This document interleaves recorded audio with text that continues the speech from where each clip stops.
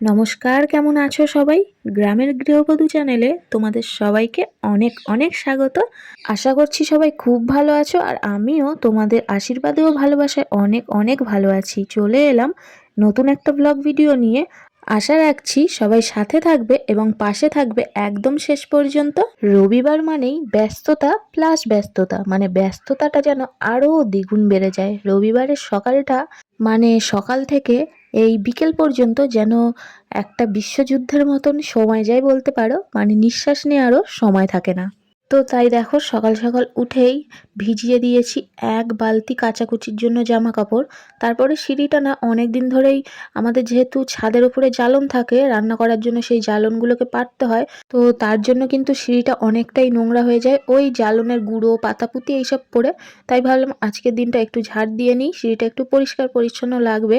আমি না সকালবেলা বাসি কাজবাজ সেরে একদম পুরো ফ্রেশ হয়ে নিই, মানে স্নান করে নিই। স্নান করেই বলো বা কাপড় জামা ছেড়েই বলো, আমার একদম বাসি কাজবাজ সারতে ইচ্ছে করে না। আর এই সকাল টাইমটা, মানে এই শীতের সকালটা ছাদে আসতে কিন্তু খুব ভালো লাগে। মানে স্নান করেই সঙ্গে সঙ্গে ছাদে এসে যে রোদটা পাওয়া যায়, ওটাতে কিন্তু পুরো আমেজটাই পাল্টে যায়, মানে কাজ করার যেন আমেজটাই একেবারে চলে আসে। তো যাই হোক, রবিবার দিনটা তোমাদের কেমন কাটে সেটা কিন্তু আমাকে অবশ্যই জানিয়ে যেও। আর রবিবার মানেই যেন প্রতিটা ঘরে ঘরে এই চিকেনের একটা হুম্বিতুম্বি লেগেই থাকে। মানে রবিবার আর মাংস হবে না, যেন কেমন একটা কেমন কেমন লাগে, তাই না? তো আজও আমাদের দেখো রবিবার দিন, তাই আমাদেরও আজকের মাংস হচ্ছে। তার জন্য আমি মাংসের জন্য মশলাগুলো সব রেডি করে নিচ্ছি, কারণ মশলা না রেডি করলে হবে না, কারণ আমাকে উনুনে রান্না করতে যেতে হবে। আর এখানে দেখো, শিলে আমি আদা রসুনটা বেটে নিচ্ছি, কারণ আমাদের শিলেই বাটাবাটি করতে হয়। যেহেতু আমাদের মিক্সি নেই, তাই ওই টমেটো আর পেঁয়াজটা ওই গ্রেটারে ঘষে নিয়েছি। আদা রসুনটা আমরা শিলেই বরাবর বেটে থাকি, যে কোনো মশলা যেমন জিরে আদা সবই আমরা শিলেই বাটি। তো দেখো, আমার তো ভাতটা আগেই হয়ে গেছে, এক পাখা উনুন জ্বালিয়েছি, একটা একটা করে করতে হবে। তার জন্য কিন্তু আমি প্রতিদিনই এই ভাতটাকে বসিয়ে দিয়ে আদার্স তরকারি মানে যে রান্নাগুলো হবে তার জোগাড়পত্রটা করে ফেলি।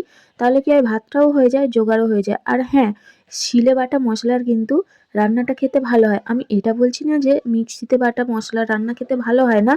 আসলে যার হাতের রান্না ভালো, সে তো যাই রান্না করুক আর যেমনভাবেই রান্না করুক, আমার মনে হয় ভালোই লাগে খেতে। তো যাই হোক, দেখো আমার তো তোমাদের সাথে গল্প করতে করতে মাংসের মশলাটা পুরো একেবারে কষানো হয়ে গেছে, মানে তেল ছাড়া ছাড়া হয়ে গেছে। আর মাংসটাও দিয়ে দিয়েছি, কত সুন্দর দেখতে লাগছে দেখো। আর এই দেখো, ভাজা আলুগুলোকেও দিয়ে দিলাম।